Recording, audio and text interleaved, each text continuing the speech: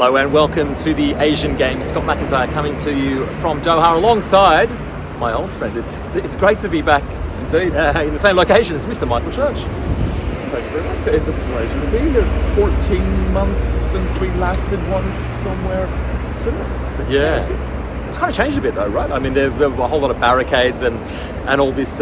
We are, for those on the audio podcast, we are down on the Corniche in Doha. Last year it was kind of blocked off and there was a lot of light and the same fireworks show every night. That's not on now, but a little bit different. It's true, no drones. We're droning along, although we're here, so we're droning. It's changed a bit, but it's spectacular skyline. The tournament's kind of fairly raced by, actually. Here we are now at the semi-finals. One nation that wasn't here last year and probably didn't expect to still be here this year at this point in the tournament is Jordan, and they play in the first semi-final against Korea Republic. There's been a few fairy tale kind of stories as we've gone on throughout the tournament.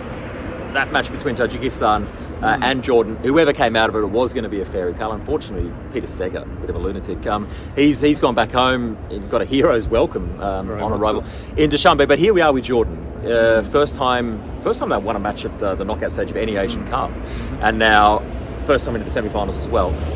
Can they keep this fairy tale run going against a Korean side, obviously stacked with talent, but hasn't really lived up to the pre-tournament hype?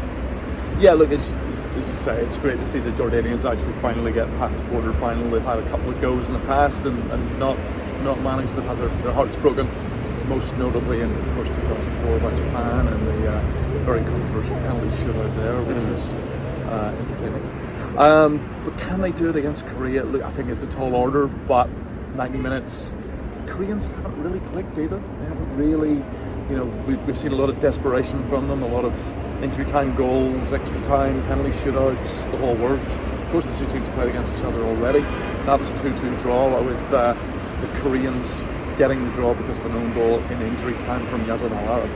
So they should go into it fairly confident. Say they performed very well against the Koreans in the last game. So yeah, it's possible. At this point of the tournament, of course, you're dealing with injuries, suspension, fitness, fatigue, all these kind of things. There are kind of key players missing for both teams. Tomorrow, Nizar Al-Hamdan comes back for Jordan, but they've lost two other regular starters. Salim Ajalin at the back is suspended, as is Ali Olwan up front. So they're two kind of key blows. There was the whole issue with, their record player was also sent home after a dust-up with a coach in the round of 16.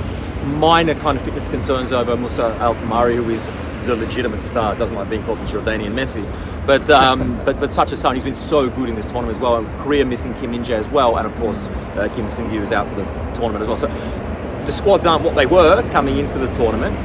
How much of an impact does that have? Is the impact of losing a key defender like Min-jae mitigated by the two kind of players that are out for Jordan?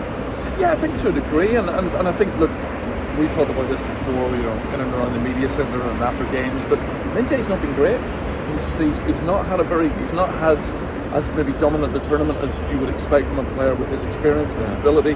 The Koreans have conceded 8 goals in 5 games, which is quite astonishing, really, for a team of the individual parts that make up that side. Look, it's going to be. I think it's going to be a tight game. I don't think there'll be much in it, but I think the Koreans will just shoot it. The other advantage, of course, that Jordan has is there's a huge population. 70,000 Jordanians live here in Qatar. And we also understand that a whole bunch of the ultras from Al Faisali, of course, one of the two big Amman clubs alongside Al Wadat. I wrote a little piece for the website today about my whole experience. Did I tell you the story when I went for a haircut and I got my camera stolen? No. In a refugee camp? Yeah, it's a whole long story. You can read about it. I'll read it online. So, I mean, it has been a thing, right? We've seen as other West Asian nations have kind of dropped out of the tournament, they've adopted other teams, and Jordan have got massive support here. Korea's 500 supporters making a bit of a noise or something, but that's kind of a factor as well, right? Yeah, I think you've actually been a little unfair on the Koreans in terms of fans. I mean, certainly earlier in the tournament, when we were playing at Jassim bin Hamad Stadium, the Al Sadd Stadium now. Obviously, it's smaller, retains the noise quite well. But whenever they've been playing there, it's had a bit of a K-pop concert feel to it. Lots of screaming Korean female fans. And so I think there'll be a few. Sounds there. like any national team game in Seoul then. Well, that's true. And there'll be a bit of that I think tomorrow, but they'll undoubtedly be drowned out by the Jordanian fans. And yeah, it's the crowds here have been interesting, and again, it's something I know we've discussed before, but good numbers turning out for the West Asian, despite the West Asian nations. The Iraqis have obviously had great fans, Syrians as well, Palestine in particular, and hopefully we'll see a bit more of that tomorrow. Then the day after, the second semi-final is the host nation. And of course, sometimes we forget they're actually the defending champions as well. Yeah. Qatar up against Iran, of course, that kind of that massive win over Japan. There was some talk, and we're not quite sure where things sit. And initially we were kind of expecting maybe the final might be moved from the Sail Stadium out to Al Bayt, a little bit to the north of Doha. And there's now kind of ongoing talks that maybe this semi-final, and I find it amazing, 48 hours out from the game, that they're still talking about moving the venue. The Iranian FA have come out and said, we don't want a bar of it. Before we get on to the match itself, do you think will it go ahead, a venue switch, a semi-final of a continental championships? Look, when you come to somewhere like Qatar, when the top man or the top people decide they want to do something, you don't really have much comeback. These people are not used to the word no being said to them. So if somebody at the top end decides that game's going to be switched, there's not a whole lot anyone can do. So look, we've not heard anything official, so it's all conjecture and speculation at the moment. So let's see. I mean, it would be nice if kind of stayed according to the schedule. But that said, Al Bayt's a fantastic stadium, miles away. Pain to get to, it's a pain to get away from, but the atmosphere will be great. You'll have 60,000 fans at the game, so to squeeze an extra sort of 15 or 20,000 fans in would be quite good. Of course, Mediterranean comes back for Iran, a massive inclusion.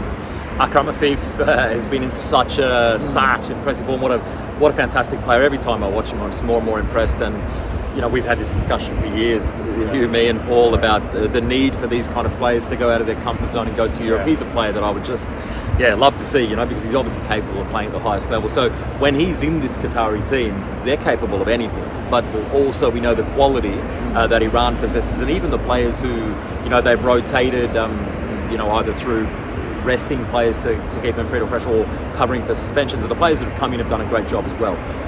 Who do you see emerging on top in this game? Again, I think this is actually a tighter game in some respects than the Korea-Jordan game, just because of the home field advantage. And as you say, we do kind of forget that the Qataris are here as defending champions, not just hosts. They're not at the level they were 5 years ago. I think one of the players that is very obviously missing that nobody's talking about really, Abdul Karim Hassan, is such a big part of that team, such a big part of that generation of players, and I do think they still miss him. I think they lack that dynamism from midfield that he brought. Akram has been, he's been fantastic in the tournament. My slight issue with him, he has a tendency to disappear for big chunks of games, then he pops up and obviously does something amazing. He's disappearing only because he's moving positionally. Maybe, but I think he does go missing from the game at times, and I think, we certainly saw it against Uzbekistan the other night, where he was very quiet for large parts of the second half. And I'm just not sure. I'm not sure that they've got enough this time to see off the Iranians. The Iranians were, the second half in particular, were fantastic against Japan. I was at the Iran team hotel the other day, met up with Ali Reza Jahanbash and a few of the other players, and Ali Reza, of course, scored the penalty that's taken them through. One of the things that he said was in the first half, which we were all enthusing or excited about how Japan played in that first half, but he said, look, we give them the ball. We give them the ball, we let them play, and it didn't really break through us very often, apart from the goal. So, and then the plan was to batter them in the second half, and they did, and they were very successful. Sardar Azman had a phenomenal game. I think the best game I've seen him play in an Iran shirt since 2015 Asian Cup. If they go in and play with that intensity again, they will win. The big issue with Iran is, do they follow up a big win like that with another big win? It's the consistency is the issue. Do they think, well, we've beaten Japan, arguably the best team in Asia. Are we, is that a done for us?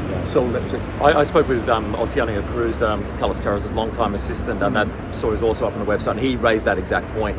What kind of a mental impact is it now? So they've shown what they needed to do in what everybody thinks is going to be the hardest match. It's now a bit of a come down in a way. Yeah. But people are going, okay, you're expected now to get past Qatar. So this is now really the challenge for Iran. Michael, just before we go, just your thoughts on the tournament as a whole.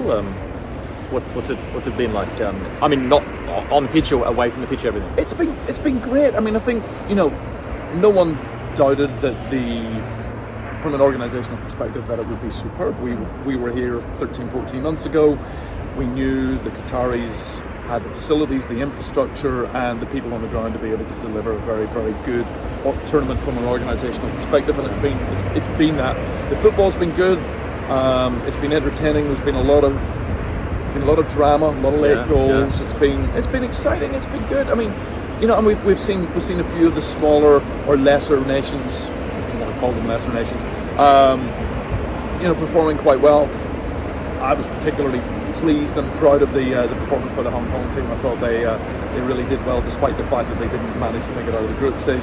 Palestine again, I think we're above and beyond everybody's expectations. As you mentioned earlier, Tajikistan, the fact that we had two former Soviet republics reaching the quarterfinals in Tajikistan and Uzbekistan, the first time that's happened. So lots of great stories, really interesting. It's been good so far. Anyone stands out as for me? I think I've said it a few times. I think Akram Afif should be the player of the tournament. For you, you've got an objection to that? Anyone else has stood up for you? No, I mean, I think in terms of as a game changer, as someone who is leading his team to where they are, he's the standout man for Qatar. I think Akram's been exceptional. I would just like to see him do it for a full 90 minutes instead of 20 minutes here and 20 minutes there. All right. Great to catch up with you again, and always let's do it. Let's do it again soon. Let's do it again. We will be back tomorrow to cover all the action from the first semi-final, and then of course the day after the second one, as well as we build up to the conclusion of the AFC Asian Cup. Until then, though, it's bye.